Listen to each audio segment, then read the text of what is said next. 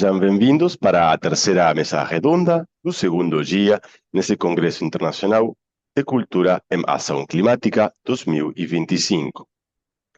Essa mesa redonda será coordenada por Diego Vaz Bevilacqua.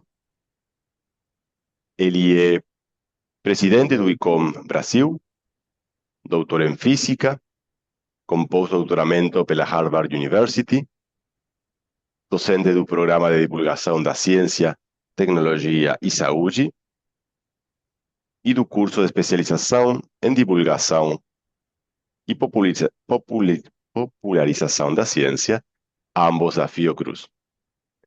Ele é membro do Conselho Executivo do Sinuset ICOM e editor científico da revista Ciência Hoje. Diego, seja bem-vindo. Muito obrigado, Mauro. Queria começar, então, agradecendo muito ao convite para o ICOM Brasil, né? Estou aqui em nome do ICOM Brasil, né? Apesar de ser também da Fundação Oswaldo Cruz, que coordenou uma mesa mais cedo, mas agora, né, eu estou aqui em nome do ICOM Brasil, né, coordenando essa mesa. Então, queria começar agradecendo você, não apenas pelo convite, mas pela organização do evento como um todo, né? Um evento importante atualmente no nosso calendário latino-americano relacionado, né, à cultura e ação climática. Né? Antes de dar início e chamar os participantes, eu vou compartilhar a minha tela com algumas reflexões, né, para que a gente possa, então, começar a fazer esta discussão a partir do olhar de cada um dos participantes que estão aqui presentes, as quais eu vou apresentar, né, na sequência, mas já, né, agradeço muito, né, ter aceito o convite e a participação. Tá? Bom, essa mesa tem como objetivo discutir museus e emergências climáticas, um olhar a partir da experiência do Brasil e da América Latina, né? Lembrando que, apesar de, né, ter, né, esse ser uma pauta, né, que tem tido estado presente, né, nos vários fóruns internacionais de museus, particularmente, né, o ICOM tem se dedicado muito, né, à pauta da sustentabilidade, né, e da crise climática, né, em particular através, né, tanto da elaboração, né, de um comitê internacional relativo à sustentabilidade quanto a um prêmio, que ambos, né, vão ser tópicos aqui de falas, mas ainda existe uma certa incompreensão de muitos dos museus exatamente quais são essas relações que podem se estabelecer, né, entre o campo museal, né, e o campo, né, das mudanças climáticas, né, e em particular do enfrentamento a essas mudanças climáticas. Nesse sentido, é importante lembrar que a gente tem diversas dimensões relativas a essa atuação dos museus. Primeiro, a atuação nos museus como importante ferramenta, uma importante plataforma, né, de engajamento do público em assuntos da contemporaneidade, em particular da ação climática. Né? Então, os museus são notoriamente, né, em todo o mundo, né, isso é mensurado por várias pesquisas, instituição que tem grande reputação junto ao seu público, né, com grande credibilidade, inclusive, né, isso é um elemento poderosíssimo em relação à questão do combate à desinformação, né, em que os museus, né, têm um papel fundamental, né, são espaços onde é possível travar diálogos genuínos na sociedade, particularmente na sociedade contemporânea, né, em que a gente tem visto, né, uma polarização muito grande, uma erosão da democracia. Os museus ainda são espaços de restabelecimento dessas relações democráticas.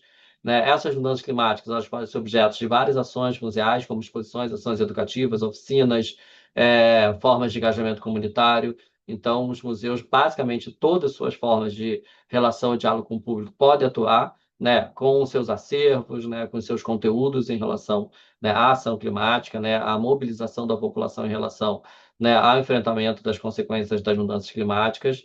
Né? As nossas coleções, em grande parte, né, apesar de pouco exploradas pelos museus, podem ajudar muito a entender, visualizar e explicar essas mudanças climáticas, além de que, particularmente, os museus de ciência, do qual, né, é a minha origem, podem desenvolver ações do tipo ciência cidadã que são extremamente poderosas para produzir, né, conteúdo, acervo e dinâmicas sociais sobre o tema. Né? Os museus também podem atuar mitigando as mudanças climáticas, seja atuar a partir, né, de práticas mais sustentáveis, tanto nos seus espaços quanto no território que ocupam, né, com gestão de resíduos, uso de energias renováveis. Também, e particularmente, os museus podem ser grandes promotores de desenvolvimento sustentável no seu território, né? Eu acho que um bom exemplo é a presença e a atuação de museus indígenas, né, que ao preservar sua cultura, ao valorizar a sua memória, muitas vezes, né, esse processo auxilia, inclusive, no processo de demarcação de terras para os indígenas, no processo de estabelecimento, né, de uma vida mais digna para esses povos. Lembrando que as taxas de desmatamento de florestas são significativamente menores em áreas povos tradicionais, e quase metade de todas as florestas do mundo, da bacia amazônica, são encontradas em territórios indígenas. Então, nunca é demais, né, chamar a atenção de que não existe tecnologia mais potente já inventada pela humanidade do que a tecnologia social de demarcação de terras indígenas como forma de combater o desmatamento. E também os museus devem ser protegidos feitos aos efeitos das mudanças climáticas, né, não só os museus, seus acervos, né, seus trabalhadores, assim como a população ao redor, né, os museus devem ser esse locus, né, de pensar, né, a proteção frente às mudanças climáticas. Né? Em relação a isso, né, queria destacar, né, o trabalho que o ICOM Brasil tem feito, né, em parceria com o ICOMOS Brasil, né, e que tem conduzido isso com apoio, né, tanto da Casa Oswaldo Cruz, da Fundação Oswaldo Cruz, e também do IBRAM e do IFAM, que foi a Carta Brasileira do Patrimônio Cultural e Mudanças Climáticas. Essa carta que foi resultado, né, de um trabalho que o ICOMOS Brasil, né, que teve uma mesa aí mais cedo, né, que abordou muito desses temas, fez em relação a diálogos em vários territórios para fazer um diagnóstico sobre riscos, vulnerabilidades e perigos para cada bioma frente às mudanças climáticas, né, que resultou, né, numa parceria, né, com esses outros atores, particularmente aqui com o ICOM, né, num primeiro rascunho de uma Carta Brasileira de Patrimônio Cultural e Mudanças Climáticas, que foi colocada, né, num processo altamente participativo, em consulta, né, para receber, né, sugestões de toda a comunidade do campo e comunidade da cultura em geral, né, onde recebeu cerca de 100 contribuições, que geraram uma segunda versão da carta, né, que foi objeto de debate e discussão ao longo de 2 dias intensos, né, de uma oficina híbrida que juntou tanto pessoas presencialmente no auditório do IFAM quanto pessoas online, somando ao todo 200 participações, que gerou como produto final essa carta, que ela tem como característica ser um texto que reflete os consensos da comunidade relacionado ao patrimônio cultural em suas diversas formas, né, inclusive, né, através do patrimônio museológico, frente, né, as questões, particularmente, não só brasileiras, mas que refletem também o contexto internacional em relação a esse campo e as mudanças climáticas. Buscamos, então, o endosso de instituições, tanto públicas quanto privadas, públicas em todas as esferas, e a Carta já conta com cerca de 200 endossos de instituições importantes, desde grandes museus a comunidades indígenas, né, passando por redes de profissionais, universidades, programas de pós-graduação.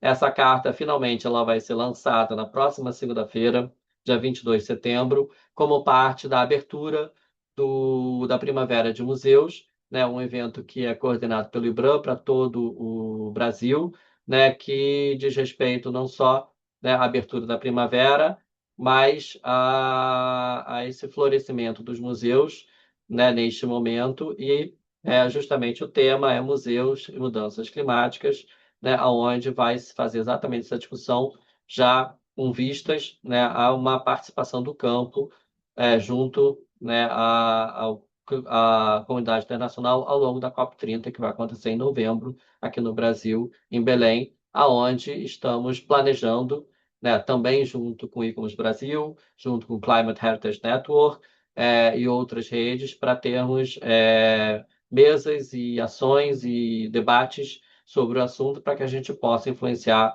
né, nos próximos acordos que serão feitos, né, no contexto do Acordo de Paris.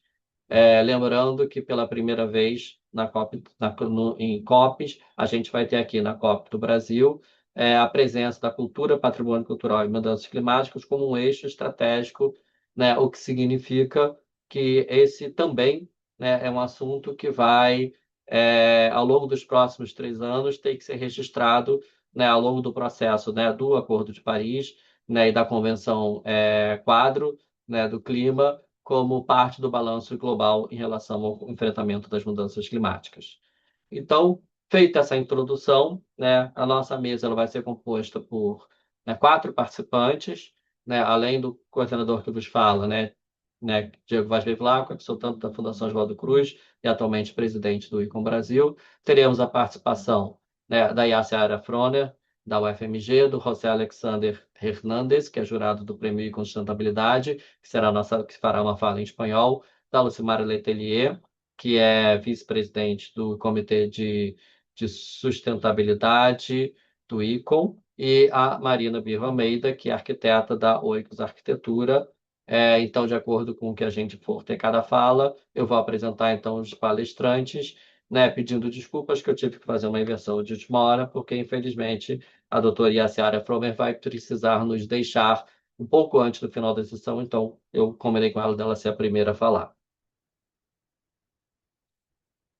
Então, nesse sentido, eu vou convidar agora, então, a Yaciara. Yaciara é doutora em História Econômica pela USP, com pós-doutorado no ICRO e na FAU da Universidade de São Paulo, Faculdade de Arquitetura e Urbanismo, professora titular da Escola de Belas Artes, subcoordenadora do Programa de Pós-Graduação em Arte da FMG, pesquisadora CNPq, coordena a Rede Mineira de Conservação, a REMIN, foi membro do Conselho Executivo do ICOM-CC, né, o Comitê de Conservação do ICOM, e do Grupo de Trabalho e Sustentabilidade do ICOM.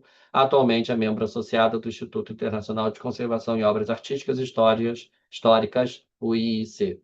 E a Ciara pode começar a sua apresentação.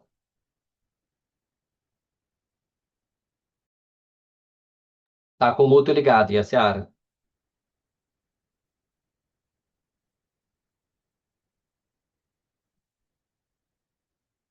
Continua mutado seu microfone. Agora sim? Agora sim. Então tá bom. Primeiramente, eu gostaria de agradecer a todos pelo convite, agradecer ao Diego e lembrar uma conversa que eu tive com o Diego por ocasião da vinda dele aqui em Belo Horizonte, Minas Gerais.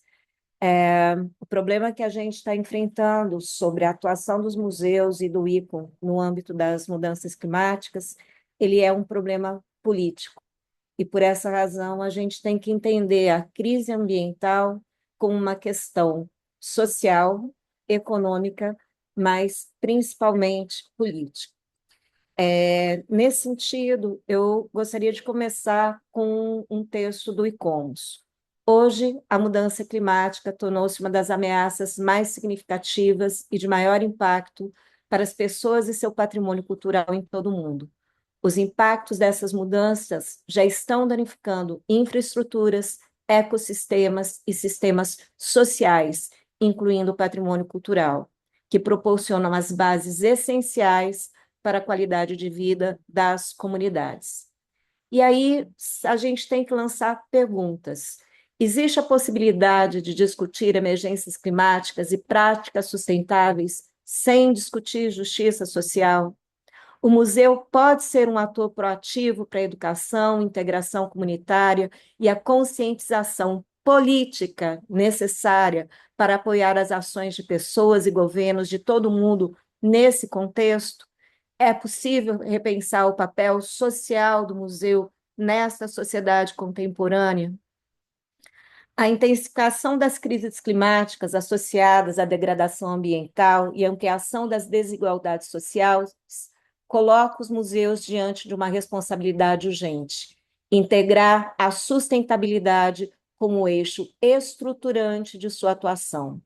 Ao assumir a Agenda 2030 da ONU e os Objetivos de Desenvolvimento Sustentável como horizonte, os museus ampliam seu papel para além da conservação e da difusão do patrimônio, tornando-se agentes de transformação social e ambiental. Essa perspectiva exige novas práticas institucionais, desde a gestão sustentável interna até programas de mediação que incorporem valores de inclusão, diversidade cultural e justiça climática.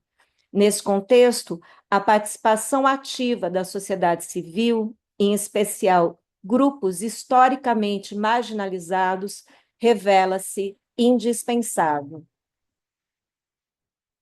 Peço desculpas pelo barulho aqui da sala. Populações em situação de rua, povos indígenas e comunidades quilombolas e ribeirinhas e voltadas à agricultura familiar não apenas enfrentam de forma desproporcional, desigual, os impactos da crise climática, mas também detêm saberes tradicionais e modos de vida que constituem patrimônios imateriais fundamentais para repensar paradigmas de desenvolvimento. Dentre esses grupos, eu gostaria de colocar muito dos desabrigados das guerras e das convulsões sociais que hoje vivem em acampamentos espalhados pelo mundo inteiro.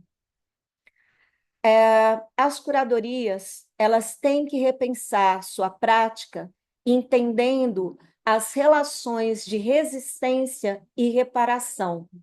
E eu gostaria de colocar essa exposição que foi organizada pela Pinacoteca de São Paulo, Vechoá, nós sabemos, que foi uma curadoria indígena com artistas contemporâneos indígenas, pensadas pela relação de demandas das reivindicações indígenas no contexto atual.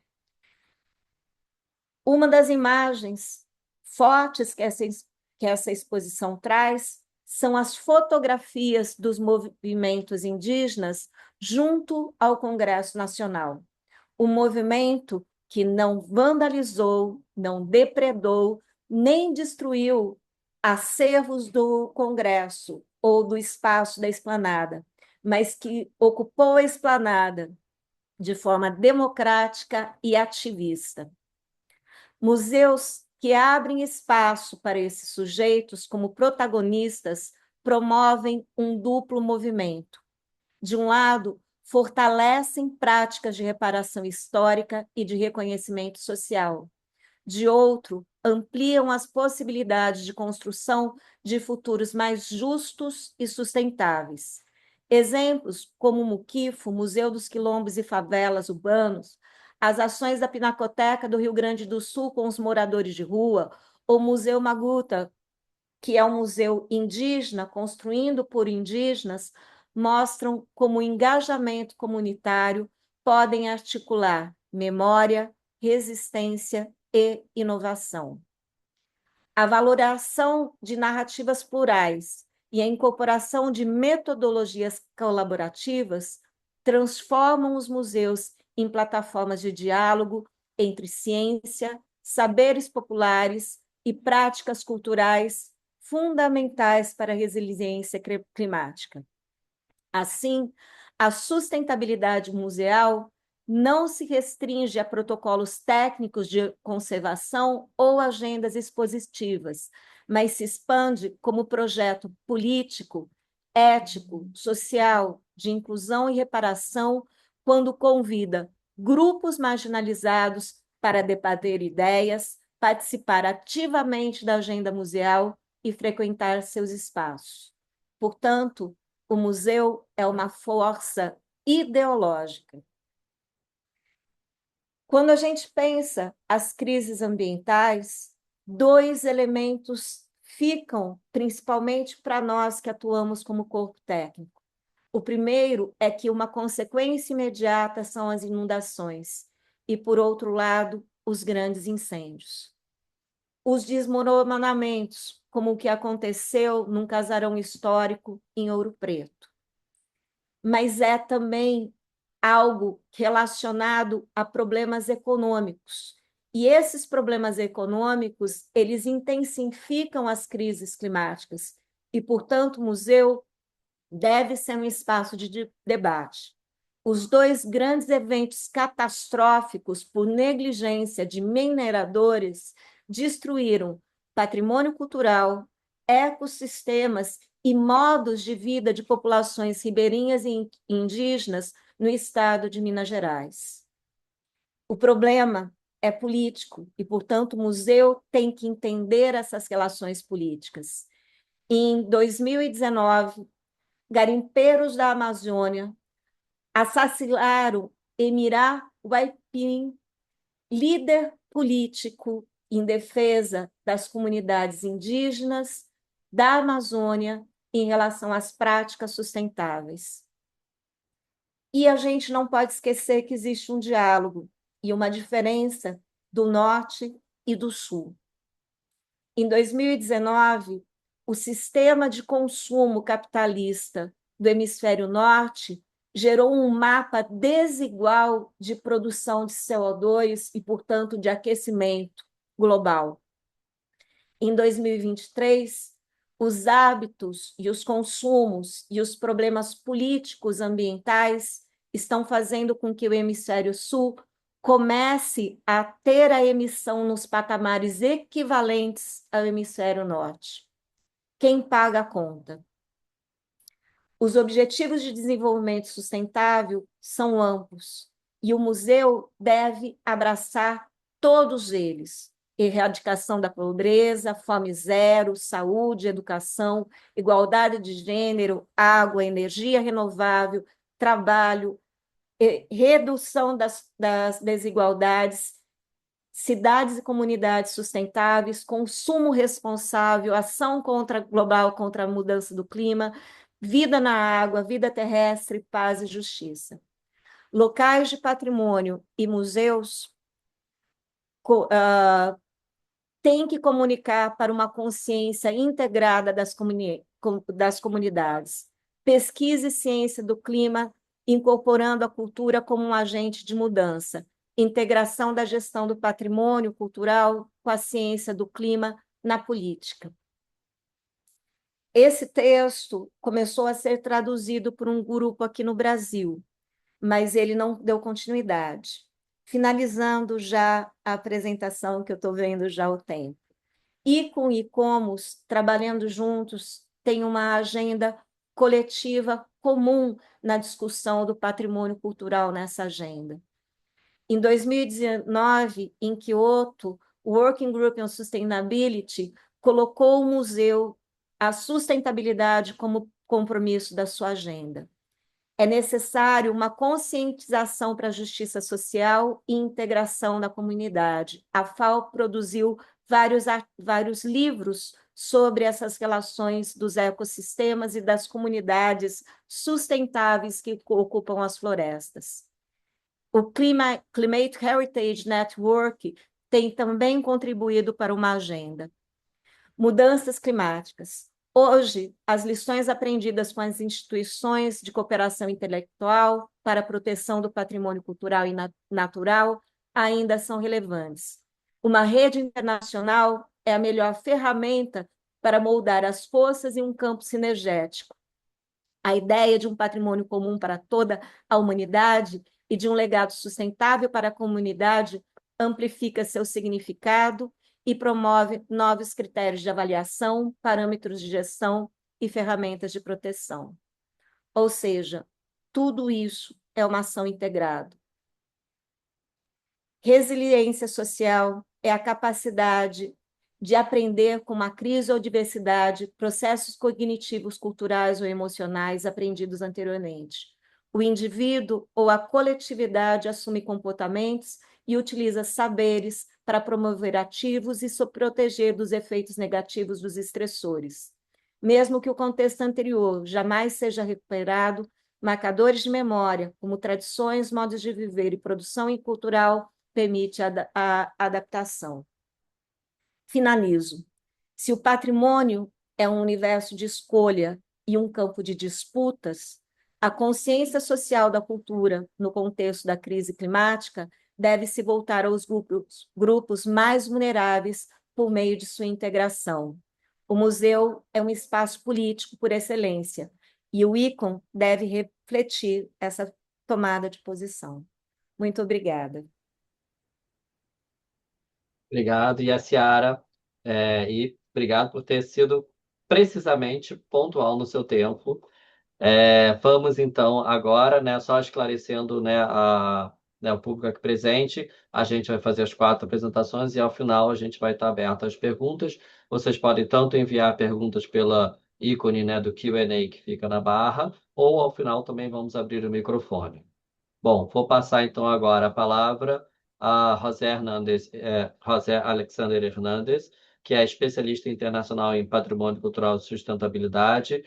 Já colaborou com a Unesco, o ICOM, com o British Council e com a Comissão Europeia em projetos de salvaguarda, inovação e cooperação cultural na América Latina, Europa, África, e Oriente Médio, e atualmente é jurado do Econ Award for Sustainability in Museums e consultor em iniciativas de patrimônio, criatividade e gestão comunitárias. José Alexander vai fazer a sua fala em espanhol, mas já estamos todos aqui acostumados com essa integração latino-americana. Então, José, agradeço muito a sua presença y por empezar. Muchísimas gracias. Bueno, un placer estar con todos ustedes acá y un saludo para todas las personas que nos están acompañando en este momento. Bueno, mi presentación tiene como título Museos y Acción Climática en América Latina y el Caribe. Digamos que voy a hacer, digamos, un análisis de nuestro contexto, algunos ejemplos y bueno, la siguiente diapositiva, por favor. Entonces, para comenzar, creo importante que miremos un poco nuestro contexto. Cuando nosotros hablamos de museos y cambio climático en América Latina y el Caribe, es fundamental entender que nuestro territorio tiene unas condiciones particulares. Muchas veces nuestros museos trabajan en condiciones de limitaciones económicas y tecnológicas.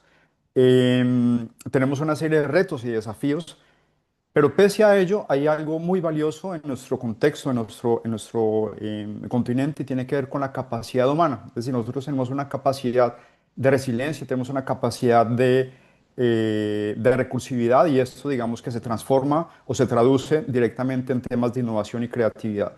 Y cuando yo hablo de innovación, no necesariamente hablo de una innovación directamente relacionada con la tecnología, es una innovación y una creatividad entendiendo, digamos, esas dinámicas locales, esas necesidades, digamos, que tenemos en términos de cultura, en términos de museos a nivel de América Latina y el Caribe. Siguiente diapositiva, por favor.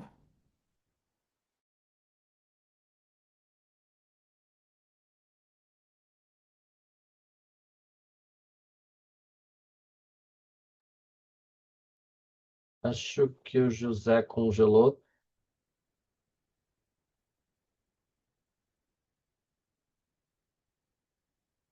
Vamos esperar um minuto para ver se ele volta.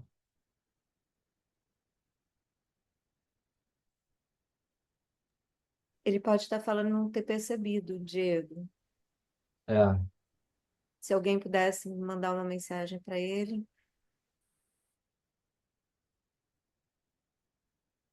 vamos ver. Se ele voltar logo, a gente continua, senão a gente muda a ordem e ele entra depois.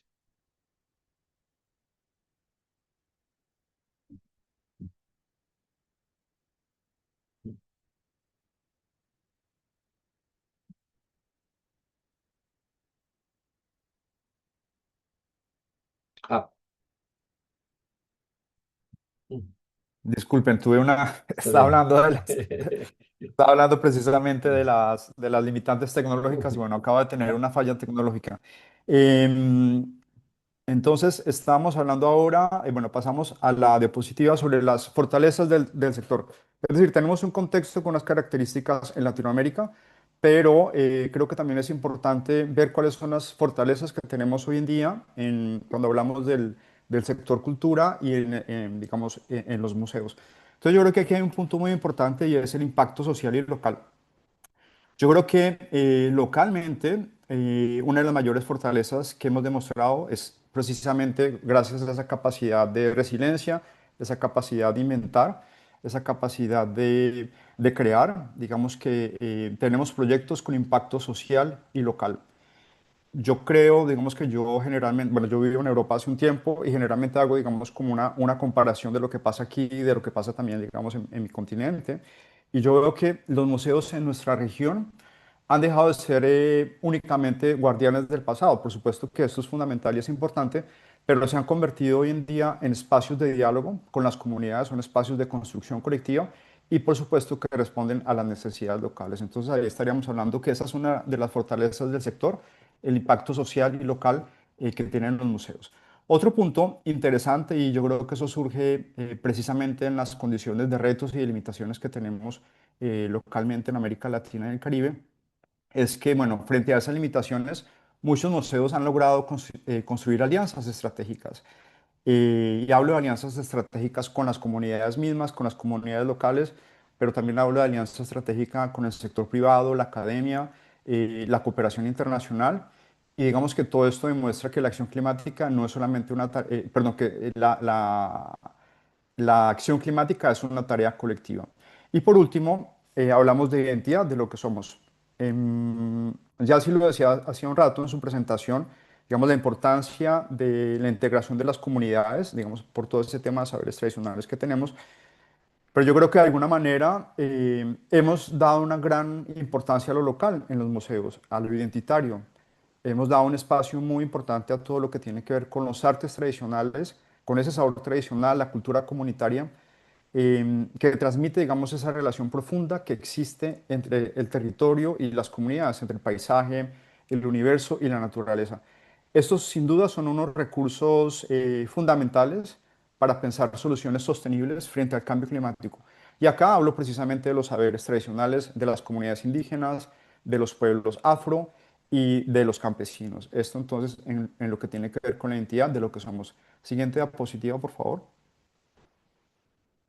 Bueno, digamos, pasando un poco más a nivel global, a nivel mundial, por supuesto que hay una serie de oportunidades. La agenda mundial, la Agenda 2030 y los Objetivos de Desarrollo Sostenible, digamos que han abierto un espacio único e importante para visibilizar cómo desde siempre, los museos y el sector cultural han contribuido al desarrollo sostenible y de manera particular hoy en día a la acción climática. Digamos que esto en la parte de la agenda mundial. Hay otro punto muy interesante y es, yo creo que hoy en día pues, todo este tema de la geopolítica eh, ha cambiado un poco y hoy, digamos, hablamos del sur global, de los saberes que tenemos nosotros. Y hoy internacionalmente se está reconociendo que los países del sur global, incluyendo América Latina, algunos países también bueno, algunos países de Asia y Oceanía y también África, son portadores de saberes tradicionales y conocimientos comunitarios que son esenciales para enfrentar estos desafíos del cambio climático. Entonces creo que esto abre una valoración, es un nuevo escenario de intercambio entre países, de intercambio de conocimientos y de experiencias.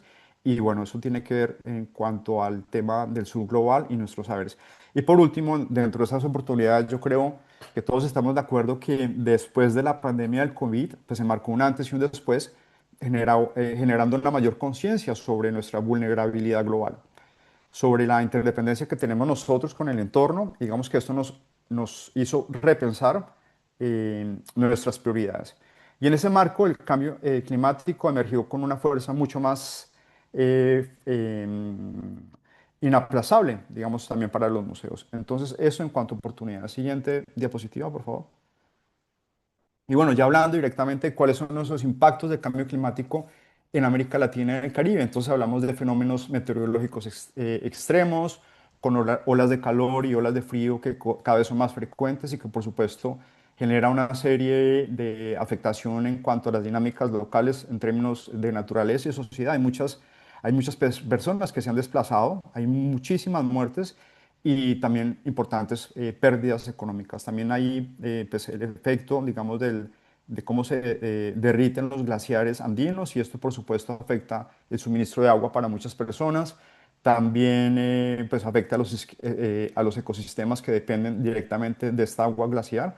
Hablamos de cambio en los patrones de precipitación, algunas áreas con muchísima, muchísima lluvia, lluvias intensas y otras pues que están enfrentando sequías prolongadas. También tenemos el calentamiento y la acidificación de los océanos, lo que está afectando los ecosistemas marinos. Tenemos el impacto en la agricultura, lo que pone en riesgo, eh, por supuesto, la seguridad alimentaria de nuestro continente. Y por último, amenazas a la biodiversidad, que por supuesto pone en peligro pues, esa riqueza en biodiversidad que tiene la región. Siguiente, por favor.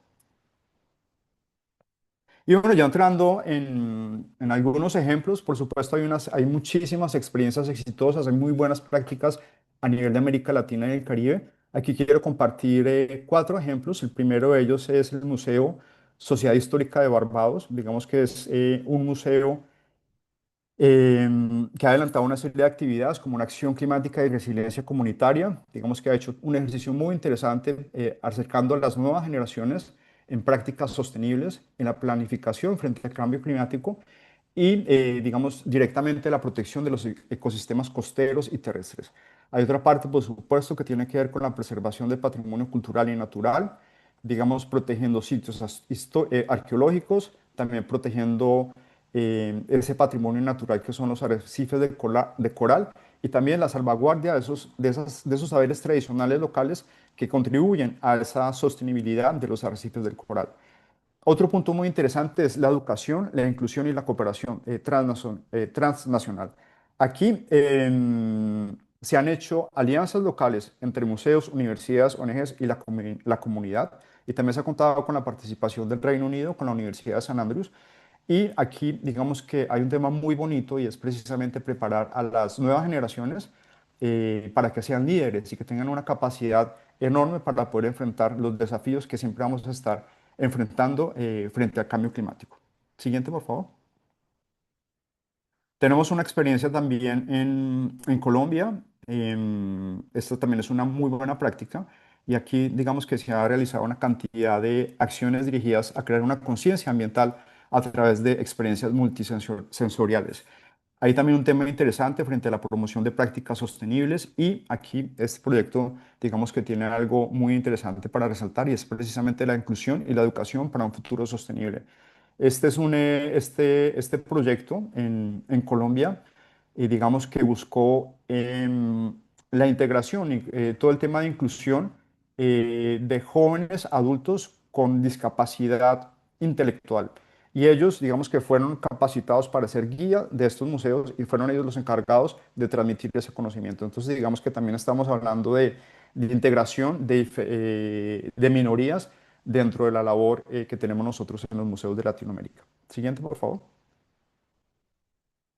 Este es un caso que tenemos en Ecuador, es el Museo de la ciudad de Yacú, Museo del Agua, y digamos que en sí esta es una experiencia que yo podría decir que es replicable porque el museo, digamos, en sí es autosostenible, tiene todo un manejo y ahorro y reutilización del agua, digamos, muy claro todos los procesos de reciclaje.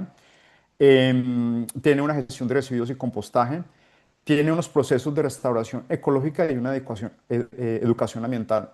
Digamos que aquí es un ejemplo claro de cómo el museo tiene un impacto a nivel local. El museo sale de su infraestructura, sale de los muros y empieza a tener un diálogo directo con las comunidades. Llevó a cabo proyectos tan exitosos como granjas urbanas liderados por mujeres. También dio espacio de participación a las personas que viven en la calle generando, digamos, unas posibilidades unas oportunidades inclusive laborales. Entonces, digamos, esta es una muy buena práctica a nivel de América Latina y Caribe. En Ecuador, hablando de temas de edificios sostenibles, temas de educación ambiental y también de oportunidades para las comunidades locales. Siguiente, por favor. Pasa a la siguiente, por favor. Perfecto, muchísimas gracias. Bueno, y por último tenemos esta experiencia en Paraguay. El proyecto se llama Saque Bicho y digamos que se centró exclusivamente en crear una conciencia sobre la importancia de los insectos como parte esencial para el funcionamiento de los ecosistemas, ayudando a conservar la biodiversidad de nuestro continente y la tierra. Bueno, así termino. Muchísimas gracias. Bueno, justo este era el último ejemplo que quería compartir con ustedes.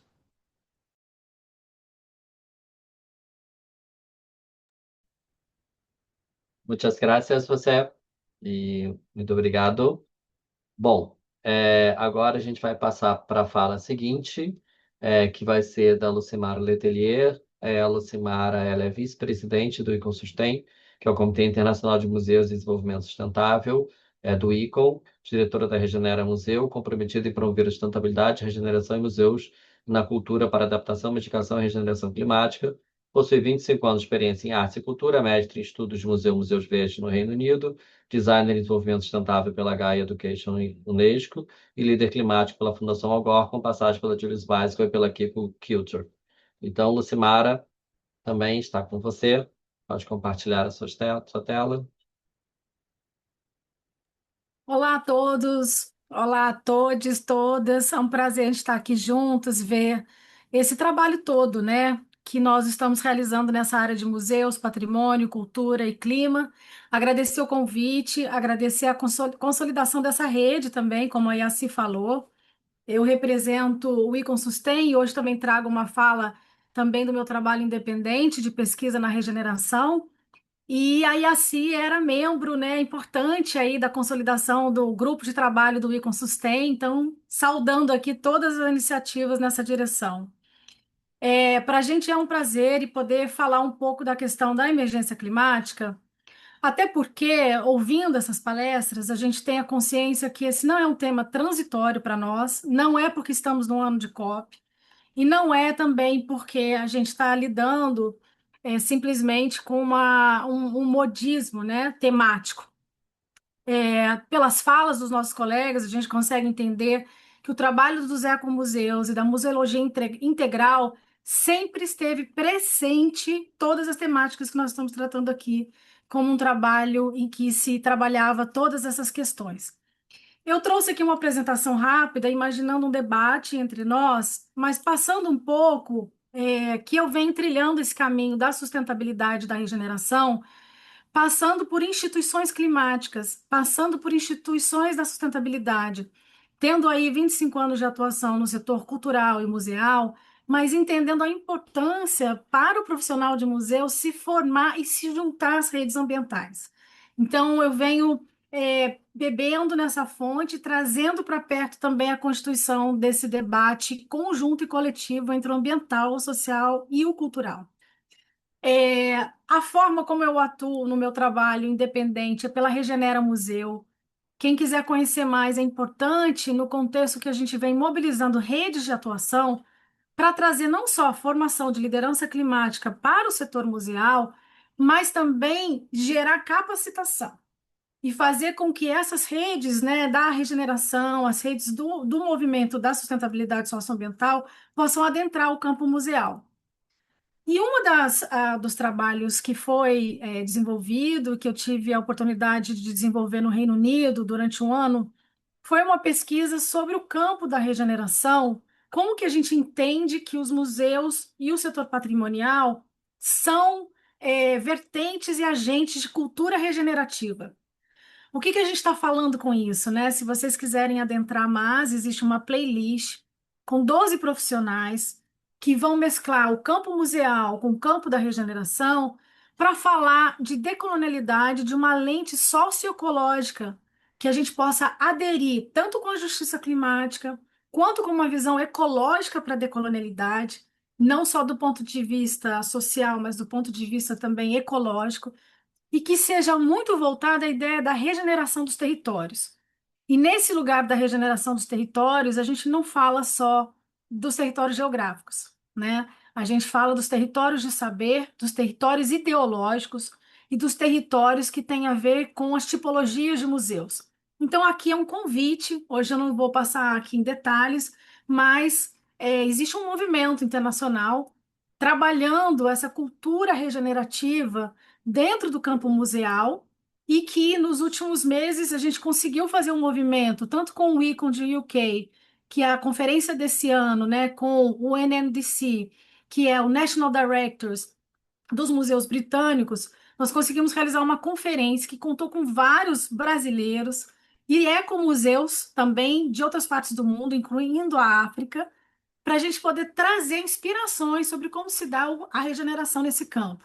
E também desenvolvendo trabalhos aqui com o ICON da Holanda e com organizações americanas para gerar capacitação nessa frente, que é a gente conseguir trazer essa consciência de regeneração para dentro dos museus e trazer visibilidade para os museus que já fazem regeneração desde a sua origem. As duas coisas são importantes. Bom, fechando esse capítulo aqui do trabalho que a gente vem realizando junto à Regenera Museu, nós estamos lançando hoje o primeiro curso de pós-graduação de Cultura, Museus e Clima no Brasil, uma parceria entre diversas organizações que inclui a Associação Brasileira de Gestão Cultural, a Unimais, a Regenera Museu, com o apoio da Expomos e dois grandes museus, o Museu do Jardim Botânico, o Museu da Língua Portuguesa. O ICOM estará presente, né, com a presença do Diego nessas aulas também. Por que eu trouxe isso aqui nesse momento? A gente está falando muito da necessidade de que os profissionais de museu se atentem à agenda climática.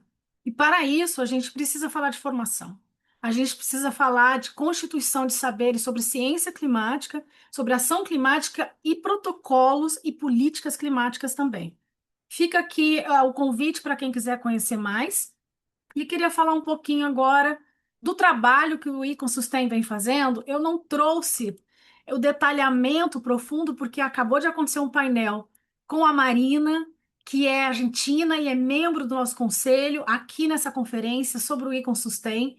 Mas o que eu venho trazer é que a consolidação desse grupo, né, de 17 pessoas de diversos países, junto à rede do Icon, junto ao Icon Brasil, junto ao Museums Society, junto a todo o corpo de jurados do prêmio, a gente vem desenvolvendo um trabalho que visa não só a capacitação dos membros do ICOM com respeito ao plano de sustentabilidade, que foi criado já na origem com a própria IACI presente, visa alinhar os museus à Agenda 2030, com todos as ODS, né, que a IACI apresentou, visa sim honrar o Acordo de Paris e que a gente entenda como que ele tem um retrospecto para o campo museal e participar das redes globais que têm relevância para essa discussão, como a Culture for the Planet, a COP30, o Mondial Cult e muitas outras. Dentro desse aspecto, eu conversei um pouquinho com o Diego sobre o que seria, né, a gente talvez traçar um panorama. Eu acho que seria importante trazer um pouco como que o ICOM vem se comprometendo com a agenda climática. Nós fizemos um webinar, no mês passado, relatando para os diretores, né, de países do ICOM, os presidentes, o que poderia ser feito dentro do campo da ação climática. E acredito que um sumário interessante que foi apresentado é a importância da integração da cultura nas políticas climáticas, a gente conseguir posicionar a cultura, museus e patrimônio dentro das estratégicas macroclimáticas dos países, mobilizar os museus para essa ação, entendendo o que se dá no campo da UNFCCC, né? Existe o artigo 6, que vai prever essa ação, e dentro do empoderamento climático que vários museus vêm desenvolvendo. A gente entendeu o que é o artigo 12 e entender como as ideias que estão sendo debatidas esse ano na COP30, relativas às contribuições de cada país e os planos de adaptação, podem sim prever aquilo que o patrimônio cultural já vem realizando, assim como a IACI e o José apresentaram. Além disso, os saberes indígenas e tradicionais, a gente entender que existe uma necessidade de aprofundamento da integração desses saberes no campo da mitigação e adaptação, porque são os povos indígenas que estão na linha de frente, não só do enfrentamento da crise climática, mas na proposta de soluções. E isso passa pelos saberes locais, pelas histórias orais e pela memória social. E por último, a descarbonização, que também foi apresentada pelo Diego logo no início, do ponto de vista da mitigação. A gente entender os marcos regulatórios e prever, na América Latina também, marcos regulatórios de descarbonização na área cultural, na área dos museus e do patrimônio também. Bom, 3 frentes que nós citamos nesse encontro, relativas à presença do ICON no G20, que aconteceu esse ano, o G20 da Cultura, o encontro na África. Os museus promovem a ação climática por meio de contação de histórias e narrativas, por conta do conhecimento indígena valorizado, do ponto de vista da adaptação e resiliência, e um dos pontos que a Yassi levantou, como refúgios, nesse contexto todo que a gente vem lidando dos refugiados climáticos. Como se dá essa conscientização? O Diego já falou da carta, eu faço parte do GT, junto do ICOM Brasil. Acho importantíssimo a adesão à carta e acho mais importante ainda o que vai se dar agora na implementação dos atos e das propostas que a carta traz. Que a gente não se desprenda do compromisso que a carta está levantando para o Brasil, nesse contexto do que pode ser feito no contexto brasileiro, que a carta ela é um guia, ela é uma orientadora daquelas ações que a gente precisa desenvolver para criar política pública nacional, ambiental para patrimônio cultural. Ela realmente é norteadora e importante. Bom, a COP30, o Diego mencionou, nós estamos agindo em parceria, o ICOM Sustain, o ICOM Brasil, o ICOM Secretariado. Lembrando que é uma das primeiras vezes que a gente vê nos 30 objetivos da COP um objetivo que está ligado à cultura e patrimônio, e que 2 dias temáticos vão acontecer voltados à cultura, o 12 e o 13 de novembro. Por que que eu destaco isso? Não é necessário que o museu esteja na COP para realizar uma ação vinculada ao seu posicionamento em relação à ação climática. Ele pode realizar do museu nos dias 12 e 13, ou durante a COP, uma ação vinculada a esse objetivo 19. E o ICOM tem publicado como fazer isso, tem publicado sugestões de ação climática dos museus em toda a sua rede. Existe uma campanha que o ICOM endossa, referenda e apresentou para toda a sua rede nesse webinar em agosto, que se chama We Make Tomorrow. É uma campanha que vem desde a COP27 até agora, carregando a ideia de que a gente precisa constituir dentro dos planos de legislação climática a cultura e patrimônio. Ela tem uma proposta de até a COP32 criar 1 milhão de assinaturas, e eu sugiro que todos possam entrar lá. Existe uma versão em espanhol e português para adesão. Existem métricas e vai ser entregue durante a COP um manifesto a respeito da campanha. Esse aqui é um exemplo do que os museus podem fazer. Eu trouxe aqui um exemplo, porque eu sou champion da campanha, para divulgar a campanha, mas qualquer museu pode dar o seu depoimento, pode divulgar a campanha e pode aderir. O Climate Heritage Network é parte do endosso da campanha, o British Council, o ICOM e diversas organizações. Bom, fechando aqui um pouco as nossas ações para a COP, existe uma rede grande de museus, ecomuseus, incluindo a ABRENC, que é a Associação Brasileira de Museus, de Ecomuseus, assinando um grande grupo com os museus italianos e outros que nós vamos apresentar uma cartilha, né, referente ao como a regeneração atua por meio dos museus, e vai haver 2 ações, eu queria aqui convidar e deixar explícita. 30 de setembro, existe uma chamada aberta para que todos os museus, vou terminar, tá? Os ecomuseus querem aderir a essa chamada, só procurar Weavers of the Future, que são tecelões do futuro. Dia 4 e 5 de novembro vai ter um encontro internacional online que se chama Ecolivre, e na COP vai ser entregue proposta que se chama, né, uma era regenerativa, com um documento de recomendações. Quem está criando isso é uma grande rede, o ICO Somos, que é a rede do ICOM, né, o Comitê Internacional voltado à museologia social, faz um endosso a essa grande rede, a Regenera Museu faz parte, e a gente vem fazendo uma constituição e divulgando para que seja mais uma ação da presença do Ecomuseus no contexto da COP. Eu deixo aqui um final, muito já foi falado, a gente precisa ter atenção aos protocolos e às políticas que já são pré-existentes. A gente precisa, dentro do campo museal, juntar-nos às redes de mobilização coletiva, não só no campo do patrimônio, mas em todos os campos, da saúde, da alimentação, da segurança alimentar, e transversalizar. A gente precisa, sim, se informar sobre ciências e planos climáticos. Volto a dizer, dentro da agenda do ICOM, a importância do que a gente vem discutindo para que os museus tenham conhecimento do que são os planos de adaptação nacional, porque também influenciam os planos de adaptação e resiliência local e regional. E a gente aprender com as experiências de outras instituições. A gente tem visto muito a constituição de hubs climáticos em museus, café com clima, mutirões, manifestos, e a ideia de modificar os campos de educação dentro dos museus para uma educação ambiental embutida nas áreas de educação que já compete aos museus. Eu deixo aqui rapidamente aqui os contatos, convido a todos que têm interesse em fazer parte do ICOM Sustain. A gente está aberto a membros, né, do ICOM Sustain para que a gente possa dar sequência a esses trabalhos, e também deixo aqui os meus contatos independentes, acreditando que estamos nessa agenda, como o Diego falou, né, temos vários papéis, mas constituindo aqui uma ideia contínua de compromisso entre museus, patrimônio e ação climática, e entendendo também o contexto nacional e latino-americano, que nos é compatível e que difere da realidade norte-americana e europeia. Muito obrigada, fico à disposição para o nosso debate. Obrigado, Lucimara. E aí a gente já vai na sequência, então, para a nossa última palestrante da sequência, para abrir para as perguntas. né? A nossa próxima palestrante, então, é a Marina Birro Almeida, que é arquiteta e urbanista, né, pela Faculdade de Arquitetura e Urbanismo da UFRJ, tem mestrado em arquitetura pelo PROARC, também da UFRJ, é doutora em arquitetura e urbanismo pela UF, especialista em preservação arquitetônica de prédios históricos, né, já trabalhou no IFAM entre 83 e 2008, especialista em arquitetura de museus, trabalhou também no IBRAM de 2009 a 2014. Atualmente, né, é diretora da OIX Arquitetura desde 2015, consultora em consultoria, pesquisa e desenvolvimento de sustentabilidade ambiental em arquiteturas existentes. Então, Marina, pode começar a sua fala.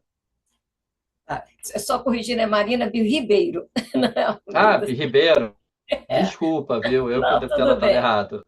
Não, sem problema. Eu também sou do ICOM, né? Participo do comitê do ICANT, de arquitetura e técnicas de museu, e também do ICOMOS. E tenho agora atuado também na minha empresa, no escritório de arquitetura. Bom, e agora? Vai passando, vai passando. Testamos tudo. Ah, Bom, o meu recorte é sobre, como eu sou arquiteta, e o meu recorte é sobre a construção e os efeitos e a relação do clima com os ambientes construídos, o ambiente natural e o ambiente construído. Então, como isso tudo chega no patrimônio, nos edifícios de museus? O relatório que todos conhecemos, o Grlan e o EECO 92 jogaram na sociedade toda a preocupação sobre a degradação do meio ambiente, que gerou o plano de ação, conhecido por todos, a Agenda 21, que lançou diretrizes do desenvolvimento sustentável que desce para diversas cadeias produtivas e a cadeia da construção civil. A arquitetura, seja ela patrimonial, seja ela nova, é um campo da construção. E essa noção de sustentabilidade vai permear a cadeia do patrimônio, com a busca da eficiência dos recursos naturais, combater o desperdício, a integração, e um item que sempre foi muito importante, eficiência energética, menor consumo de energia nas edificações. Então, quer dizer, isso pega um aspecto muito sensível do campo do patrimônio, que é como intervir nos edifícios históricos. É um campo sensível porque existe toda uma doutrina, vamos dizer assim, da preservação, da restauração, da recuperação dos edifícios, e você, muitas vezes, deixa um pouco de lado a atualização, a renovação em alguns campos dos edifícios. Às vezes, mais no estético, nem tanto, né? A questão de sanitários, instalações prediais, mas a eficiência energética sempre ficou um pouco colocada um pouco de lado. E a maioria dos museus está inserida nos centros urbanos. E a questão da ilha de calor é um aspecto que tem afetado diretamente os edifícios históricos. Voltar a trabalhar, quer dizer, existiu uma ruptura na arquitetura no século passado, em meados do século passado, que foi a chegada dos equipamentos para dentro da construção. Os nossos construtores antigos olhavam trajetórias solares, direção dos ventos, urbanismo, traçavam ruas em função dos ventos dominantes, ou da proximidade do mar, ou da distância, os rios. E toda essa cultura, com a chegada da mecanização dentro das construções, foi um pouco abandonada, porque não importa o clima, você põe ar-condicionado, você põe aquecimento, você põe iluminação elétrica e você cria o seu clima dentro da sua construção. E isso não tem se mostrado verdadeiro, quer dizer, no campo dos edifícios novos, criou-se os edifícios doentes, é uma linha de atuação que tem vários, e nos edifícios antigos virou todo mundo tem que encaixar ar-condicionado nos prédios históricos, o que virou um grande problema. E os que não têm, que são os prédios pequenos, até ficaram mais adequados, mesmo com o aquecimento e as normais climatológicas que subiram muito nos últimos tempos, também cidades grandes como o Rio, essa eu acompanhei bastante. Esse aqui é um trabalho, vou objetivar, senão do meu mestrado ainda. Então, são ainda um software antigo chegou aqui, era um software francês, que era como a gente avaliar o comportamento térmico das edificações. E o meu mestrado foi justamente, eu pegava toda a legislação para mostrar que, mantendo a legislação, atendendo às restrições de preservação dos edifícios, nós éramos capazes de melhorar as condições climáticas dentro dos edifícios históricos. E aí depois eu jogava dentro do software e a gente conseguia, sabe, diminuir o momento, porque é outra vantagem, não sei se você é muito técnico, mas os nossos edifícios históricos têm uma grande inércia térmica. Então, eles demoram muito a transmitir o calor para o interior. Mas os edifícios de museu têm um grande problema, eles estão fechados à noite. Então, toda essa transmissão do calor se faz num momento em que você não tem uma ventilação muito favorável. E era só para a gente mostrar que você conseguia diminuir ou concentrar determinados parâmetros de calor com modificações simples nos edifícios históricos, mantendo a legislação. Quer dizer, com modificações, não sei, mas com modificações da própria construção, que é um conceito de uma arquitetura passiva. Bom, e aí, agora vamos aos museus. Foi quando quer dizer, para mim, até um certo ponto, enquanto trabalhava no IFAM, o museu era um edifício. Até que eu fui para dentro dos museus. E os museus são muito mais do que um edifício. Passaram a ser, para mim, eles já eram, quer dizer, para mim, na minha visão, a complexidade aumentou. E, para minha surpresa, eu vi muita carta psicométrica na mão dos museólogos e não via na mão dos arquitetos, porque os arquitetos vinham de uma cultura onde o clima não importa, vamos colocar ar-condicionado, onde você consegue encaixar e esconder o ar-condicionado dentro de um prédio histórico. Aí aqui já foi meu trabalho de doutorado, onde uma das principais linhas era que o edifício é um elo da cadeia de conservação preventiva, que é um dos primeiros elos entre o clima e a conservação das coleções, e que não pode ser um elo frágil. E a gente tem que fazer com que esse elo seja o mais passivo possível, porque é através de uma construção passiva que nós vamos tornar esses edifícios sustentáveis. E hoje tem toda uma busca, e aí eu comecei a buscar plataformas onde nós pudéssemos integrar critérios arquitetônicos com critérios de conservação, parâmetros de conservação. E aqui na carta, que é uma carta psicométrica, mas é uma carta de bioclimática, que foi feita onde você tem uma definição de áreas que precisam de ventilação, áreas que são de conforto, áreas que não tem outro jeito, que precisam da refrigeração, áreas que precisam de aquecimento. Eu inseri os limites que eu peguei de todos os pesquisadores que estabeleceram de limite de temperatura e umidade, e que foi feito um tabelamento, eu fiz em forma de gráfico. E inseri aqui, onde você pudesse colocar dados medidos nos edifícios e onde nós estamos dentro das regiões, não só de conforto, mas de controle ambiental. E outro parâmetro que é muito importante, que é a da amplitude, né? Das amplitudes, da regularidade. Eu tentei também juntar parâmetros de coleções e parâmetros arquitetônicos. E aqui só não vou entrar nesses detalhes, porque a arquitetura passiva, Passive House, é um conceito criado na Alemanha, por isso alguns chamam de Passive House, mas o nome original, por conta de ser alemão, e eles pegam alguns elementos que são os mais importantes para você tornar uma casa passiva. E uma das coisas que me impressiona é que muitas vezes você tem um edifício histórico deteriorado, uma esquadria que se perdeu, e quando você faz a intervenção naquele edifício, estou falando nós, restauradores, seja no IFAM, seja um escritório, reproduzimos aquela esquadria antiga. E sem preocupar que a esquadria é um dos pontos mais importantes de você fazer a transição entre o interior e o exterior. E a casa passiva, toda a lógica dela é para jogar para um edifício zero de energia. Aí voltamos à questão da conservação de energia.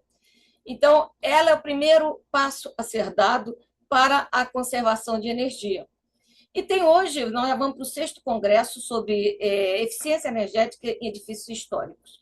E a Alexandra Troia é uma das pessoas, e ela diz que organiza e que é uma das líderes, né, desses grupos, e ela diz que hoje um dos mais importantes desafios é que os arquitetos do patrimônio e das áreas de edifícios históricos hoje veem a importância de você trazer os edifícios e diminuir o consumo de energia nas edificações. Bom, aqui é só a título da gente passar rapidamente para ver como isso é uma busca no mundo inteiro, não está sendo fácil em nenhum lugar. Todos os países têm se debruçado com problemas bem parecidos com os nossos, mas já fizeram algumas experiências em alguns prédios. Então, aqui é um prédio em que eles buscaram a eficiência energética, é um mote principal, e eles precisavam de uma ampliação, e o elemento principal foi uma claraboia em que ela tem LED, ela passa luz natural, ela põe projetores, e eles preservaram, a principal questão, eles queriam preservar esse pátio enquanto área de lazer do museu. Então, foi feito esse elemento altamente, vamos dizer assim, técnico, que ele é o mote da eficiência energética lá. Aqui é um outro prédio, que é na Itália, onde principalmente eles fizeram também o mesmo grupo, e eles fizeram algumas medições, fizeram todo um trabalho de medições de análise térmica das fachadas, através do Passive House, e fizeram a distribuição de toda a parte de acervo e do roteiro em função dos acervos, da sua fragilidade e das zonas identificadas no edifício histórico, as zonas de temperatura e de umidade. E aqui é um museu que já há pouco tempo, eu ia falar até no final, mas agora vou até fazer um prédio passivo, um zero building energy, não é feito num projeto assim, de uma forma rápida e só num projeto de arquitetura. Você vai ao longo dos anos, você monta diretrizes. Deixa eu ir embora. Você monta diretrizes e, ao mesmo tempo, você vai ajustando ao longo do tempo. E agora, há pouco tempo, esse prédio nos Estados Unidos conseguiu ser net zero. E o mote deles foi a energia fotovoltaica. Aqui também um outro prédio na Itália. E eu já estourei meu tempo, Diego? Ou já ainda...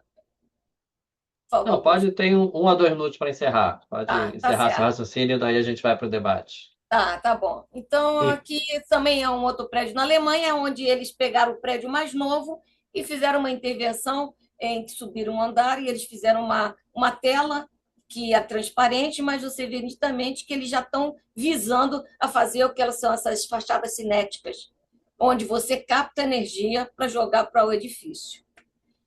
E nós temos hoje, porque esses grandes projetos, o que eles fazem? Eles puxam a sociedade para pensar novas soluções. Isso em termos de arquitetura, seja ela nova, seja ela antiga. E hoje nós temos o Museu Nacional, ganhou um selo do Procel de projeto ainda. Por isso, estou dizendo que é um processo que é ao longo do desenvolvimento do edifício. Aliás, é uma maneira de ver o edifício como algo que vai crescendo também. E hoje não é certificação LEED, não é certificação eles ganharam um selo onde, ao ser o projeto, ele gera energia, ele se tornou um prédio mais passivo por uma série de razões. Então, eles conseguiram, através da simulação, conseguiu do Procel, do programa da Eletrobras, para edifícios, ser um edifício eficiente. Agora, um dos aspectos que eu acho assim, mais importantes é porque, para os grandes museus, digamos assim, apesar de nem todos os grandes museus estarem preocupados com a eficiência energética, mas para os grandes museus, se quiserem, eles podem alcançar. E os museus que são pequenos? Isso pode ser, e às vezes até é mais fácil para um museu menor, de menor porte, porque ele gera também recursos econômicos.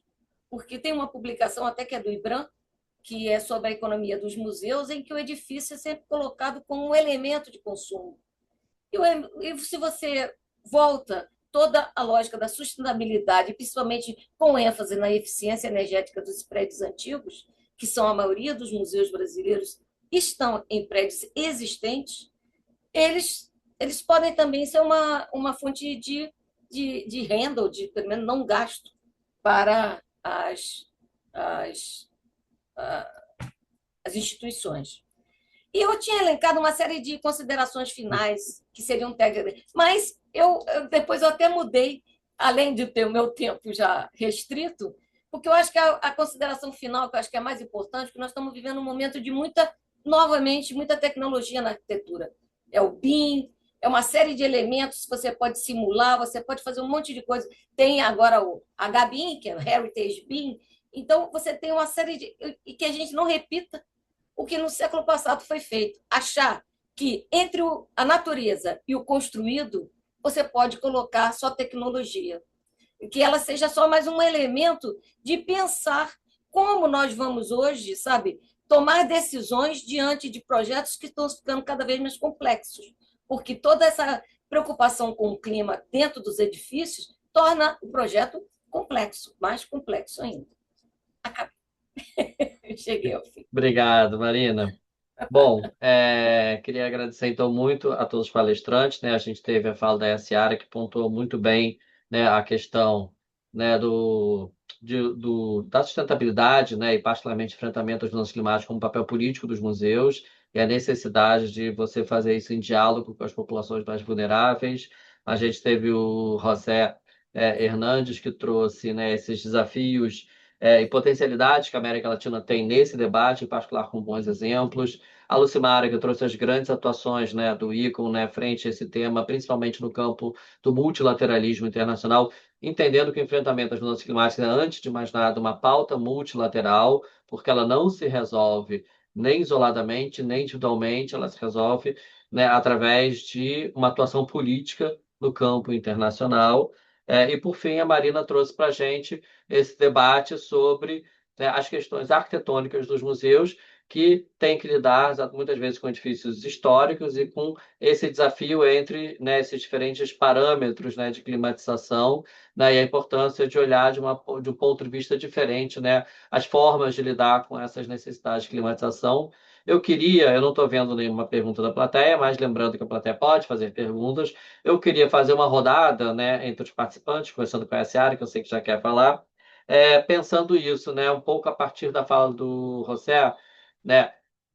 Assim, a gente está aqui discutindo principalmente esses aportes que são do Brasil e da América Latina, né? Eu acho que a gente tem duas potências aqui para a gente pensar, né? E eu queria ouvir de vocês. Um, que é a América Latina como berço da museologia social. Eu acho que quando a gente fala no diálogo com as populações, né, mais vulneráveis, a gente está retomando exatamente a um desses princípios fundadores da museologia social, entendendo o museu exatamente nesse papel frente à sociedade e como uma plataforma de diálogo dessa sociedade. Então, acho que essa é uma dinâmica. E a outra, como é que a gente enxerga também esses modelos e parâmetros? Eu acho que a fala da Marina nos traz isso, né, de forma, eu acho que nos permite pensar isso, que a gente tradicionalmente sempre importou modelos europeus para pensar a conservação, para pensar a climatização, né? Como que a gente consegue pensar a partir do nosso campo, a partir do nosso local, de uma maneira diferente, os parâmetros, as próprias práticas de conservação, climatização, a partir das experiências, inclusive, que muitas vezes a gente já tem no nosso território,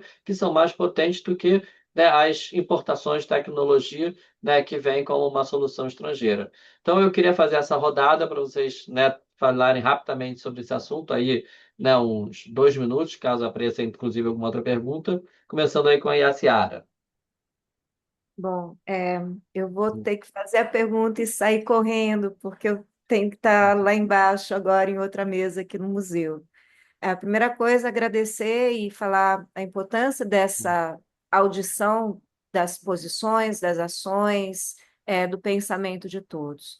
E eu acho que as palavras têm muita força. Eu acho que é importante colocar na agenda os personagens, né, da sustentabilidade, não apenas as comunidades indígenas, mas colocar indígenas, quilombolas, ribeirinhas e de agricultura familiar. É importante que esse conceito ele não só se restrinja às comunidades indígenas, porque essas comunidades não são as únicas vulneráveis. Quilombolas são vulneráveis nesse país, ribeirinhas são vulneráveis nesse país, e de agricultura familiar, principalmente com a expansão das mineradoras da agricultura, são vulneráveis nesse país. Eles têm que encontrar no museu um espaço de conversa, de discussão social, um espaço político. A segunda coisa é a gente nunca restringir o conceito a museus, trabalhar com museus e coleções. Eu tenho trabalhado em centros de documentação, centros de memória, centros de coleções taxonômicas nas universidades, e muitas vezes a comunidade museal não entende as coleções universitárias como espaços de memória, como espaços de museu. Coleção também é museu. Então, acho que a gente tem que começar a usar museus e coleções, porque nem sempre a comunidade entende esses centros de memória, essas coleções como museus. E, por último, eu adorei, Marina, a tua fala. Eu achei fantástico discutir o problema da questão da energia. Concordo em gênero, número e grau com você. Eu tive como consultora na Fortaleza São José do Macapá e queriam colocar ar-condicionado sem pensar na destruição das paredes de argamassa do século XVII. Então, eu acho que, assim, ventilação cruzada, luz solar é o de bom. E aí eu queria falar do Museu do Amanhã. O custo financeiro para se ter um sistema sustentável está se tornando insustentável no Museu do Amanhã. E aí a gente está repetindo os problemas da insustentabilidade financeira de se manter museus com sistemas sustentáveis que são mirabolantes. Eu sempre falo que o possível é o ideal, e as pessoas estão idealizando o impossível e transformando essa idealização na impossibilidade da sustentabilidade. Eu fui consultora na Fundação Iberê Camargo, e o prédio do Caesar, que é lindo, maravilhoso e divino, é insustentável em termos energéticos por causa do consumo que aqueles grandes vãos ele gera para o museu. E quando o museu pede patrocínio da Fundação Gerdau, ele fica inviabilizado, né, em termos energéticos. Então, eu acho que esses três pontos para falar. E voltar à fala do José. Eu acho que trabalho coletivo, instituições internacionais, cooperação regional e, principalmente, a gente ter o diálogo do Sul, por isso que eu usei o mapa do Torres Garcia invertido, e eu amo a Mafalda, que também na Argentina usa esse mesmo mapa. Eu acho que o Sul está pagando a conta do Norte. E eu falei isso lá no I com Sustentabilidade, o pessoal do Norte meio que brigou comigo. E falei que o problema é capitalista, mas eu acho que são coisas que a gente pode colocar. Eu agradeço mais uma vez, eu só queria pontuar essas questões. Eu não vou poder ouvir vocês, porque eu tenho que estar às 2h30 agora numa mesa lá de baixo. E olha, muito obrigada, Diego, adoro ouvir você falar, e obrigada pelo conhecimento. E Lucimara, também fantástico o trabalho que você está fazendo, muito legal. Já printei a tela do curso, quem sabe eu vá fazer o curso que vocês estão promovendo, e muito legal. Obrigada para todo mundo e eu me despeço de vocês. Obrigado, Yessiara. Obrigado pela sua participação. Vou passar agora direto para o José, para a gente poder fazer, então, né, essas reflexões finais, já que não houve aí nenhuma pergunta. Então, José. Diego, muchísimas gracias. Bueno, estoy muy contento de haber conocido la experiencia y la presentación de cada uno de mis compañeros, compañeras. Pues yo creo que tengo algo para agregar y es, yo creo que siempre vamos a estar enfrentando retos. Hoy estamos hablando de cambio climático, pero años atrás estamos hablando de temas de apropiación. Y yo creo que aquí es muy clave que las personas, ese equipo técnico, los que están liderando los museos, digamos que tengan una capacidad de, flexible, una capacidad de adaptabilidad y de escucha a lo que pasa localmente. Yo creo que eso nos permite, digamos, tener digamos, una sensibilidad y una escucha de lo que pasa localmente. Em, Creo que también muy importante, lo mencionaba la compañera anteriormente, y es, no, lo decía Diego, perdón, y me parece muy Hum. importante. Claro, digamos que cuando hablamos de patrimonio, de museos, sigue siendo el modelo europeo, por supuesto, las convenciones, etcétera, etcétera, las cartas, pero yo creo que nosotros localmente, y eso lo mencionaba yo en mi presentación, el hecho de conocernos, de reconocernos también localmente, nos permite inclusive hablar de arquitectura bioclimática. Todo ese conocimiento que tienen las comunidades indígenas, los pueblos afro, pues tiene que estar, digamos, involucrados en la manera que nosotros construimos museos. Yo creo que hoy hablamos del tercer lugar y por supuesto, digamos que los museos hacen parte, digamos, de esos espacios de encuentro y de construcción colectiva. Y yo quisiera también, digamos, como finalizar hablando del tema de compartir experiencias y de crear espacios como este. De verdad que a Diego y a Mauro los agradezco mucho haberme tenido en cuenta, porque aquí estamos hablando, aquí estamos construyendo y creando conocimiento. Estamos desde lo local, tenemos algunos miedos, algunas cuestiones de cómo vamos a hacer, pero creo que somos varios en este mismo contexto y me parece fundamental que hagamos este tipo de ejercicios, este tipo de encuentros, así sea de manera virtual. Muchísimas gracias. Muitas graças, você. Bom, Lucimara, pedir para Olá, você só ser sintética, que já estamos em cima da hora de terminar a é, nossa. estou ciente. Eu acho que a gente tocou num ponto muito importante, que é o conceito de sustentabilidade para o sul global. E nem chamaria de sul global, né, nesse contexto geopolítico, mas para nós aqui na América Latina, entendendo que parte do que a Marina apresentou, sim, reflete na questão da descarbonização dos nossos edifícios. Mas a gente ainda passa por um problema que a visão de sustentabilidade ela ainda é extrativista, porque ela tangencia, ela encosta nessa noção de progresso que a gente constituiu e que também está no campo dos museus. Então, quando a Yaci fala, né, do Museu da Manhã ou outros museus que fizeram escolhas, né, de tornar sustentáveis os seus edifícios, a gente sabe que é importante para a mitigação, porém há outras escolhas a serem feitas. E talvez essas escolhas estejam relacionadas ao que a gente chama de decrescimento ou crescimento qualitativo. E eu acho que essa perspectiva é a perspectiva do desenvolvimento sustentável. Lembrando, né, que o comitê do ICON Sustain, ele é um comitê de desenvolvimento sustentável. É uma grande discussão que se deu para pensar não só essa noção de sustentabilidade que se tem no norte, mas para incluir essa perspectiva transversal do que é desenvolvimento sustentável.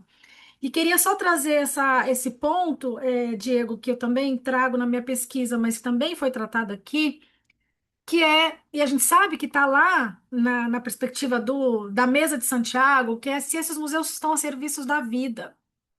Porque o princípio da regeneração diz respeito a revitalizar os sistemas. E muitas vezes a solução não será tornar sustentável um edifício, a solução será mudar os seus programas para que a gente possa encontrar soluções que tragam a sustentação da vida naquele território do qual o museu faz parte. E para o qual os ecomuseus já nascem integrados, mas nem todos os museus estão necessariamente agindo hoje baseado nessa premissa. Então, eu só queria voltar na premissa básica da ideia de desenvolvimento sustentável e regeneração, que seria a gente pensar no desenvolvimento qualitativo, e isso passa pelas narrativas que os museus propagam e pelas escolhas. A própria arquitetura pode ser uma arquitetura que vai pensar a relação com o sul, que talvez não seja uma expansão para um novo prédio sustentável, talvez seja um decrescimento e que a gente possa repensar como isso traz mais revitalização do território vivo do que realmente fazer novos edifícios com certificações tecnológicas e fazer escolhas que sejam de sustentação da vida. É o que eu traria agora para nossa reflexão hoje sobre a nossa mesa aqui do Desenvolvimento Sustentável em Museus. Obrigada. Obrigado, Lucimara. Marina, também pedido para ser bem breve, que a gente já extrapolou aqui em 2 minutos nosso limite, mas para Ah, você fazer assim, uma reflexão a partir das questões colocadas aqui nesse final. não, eu achei interessante isso que a Yaraci falou, que é o, dos os prédios que se dizem ou que têm o rótulo ou o marketing do sustentável e que não conseguem se sustentar financeiramente, que é uma questão básica, porque não conseguem ligar aquele ar-condicionado. Então, a minha questão era justamente se contrapor que um dos aspectos do que eu tinha listado era justamente que você tem uma série de tornar um prédio ou tornar um museu ou sustentável envolve uma série de parâmetros, mas pode ser de organização. Agora, o edifício hoje, um dos aspectos que é importante, ele tem que não só crescer no consumo de energia como tem sido, porque hoje você tem uma série de equipamentos que você tem que colocar, ele hoje tem que pensar se ele pode, inclusive, gerar energia, porque vários têm áreas enormes e que podem ter captação de energia. Mas o que eu gostaria de que, a gente não pense que basta colocar o nome de que o prédio é sustentável, ele não vai ser, e que a arquitetura, nós arquitetos, aí eu estou falando, sabe, de novo, não tenhamos a mesma presunção de achar que a gente pode controlar o clima. Isso aí. Obrigadíssimo, Marina. E com isso a gente encerra essa mesa. Eu acho que o Mauro quer falar isso, eu não sei se é outra coisa, mas é, então, assim, queria, antes de encerrar a mesa, agradecer muito, né, a Marina Lucimara e a José Hernandes, acho que pelas contribuições enormes que vocês deram, acho que a mesa cumpriu o objetivo, quero trazer esse panorama amplo e diverso, olhando um olhar a partir do Brasil e da América Latina para esse campo dos museus da emergência climática. Mauro, passo aqui para você, então, a palavra. Muito obrigado, Diego. Eu gostaria só de compartilhar com vocês um convite que foi feito ontem, durante a primeira mesa redonda, mas achamos que seria interessante também compartilhar agora. É só uma foto que, de alguma forma, para mim, representa essa resiliência que tem a cultura na nossa região de América Latina e o Caribe. Essa foto foi tomada em fevereiro desse ano, 2025, num espaço de exposições ao ar livre que tem o Museu de Arte Contemporâneo Beato Angélico na nossa cidade de La Plata. Nesse mesmo prédio, a gente tinha colocado algumas plantas nativas da nossa região em 2023. As plantas floresceram, as sementes se dispersaram de forma natural e durante o verão, que o museu fica fechado, porque na universidade não tem aulas, as sementes em aqueles espaços pequenos que conseguiram algumas condições viáveis, eles brotaram e floresceram.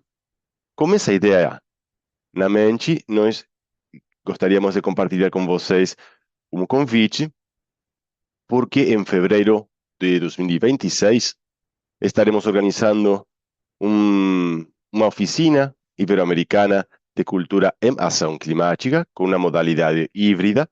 As atividades presenciais serão na cidade de La Plata, capital da província de Buenos Aires, na Argentina, justamente durante a última semana de fevereiro do próximo ano. Esse evento é organizado por distintas instituições que também estamos coordenando esse congresso e durante as próximas semanas vamos enviar um convite formal para as distintas organizações parceiras desse congresso para invitá-las a articular algumas ações para esse evento. O evento está pensado como um evento híbrido, com a possibilidade de participar de forma presencial em nossa cidade ou também de forma virtual. Bom, não quero roubar mais tempo de vocês, somente agradecer a possibilidade de ICOM Brasil de ter coordenado essa mesa redonda. Agradecer a Diego por haber articulado con los distintos palestrantes y haber moderado esa essa atividade e agradecer a todos os participantes também que tiveram a possibilidade de estar juntos nessa mesa redonda. Muito obrigado para todos. Obrigado, Mauro, pela oportunidade. Até logo. Obrigada. Obrigado, gracias. Obrigada a todos também.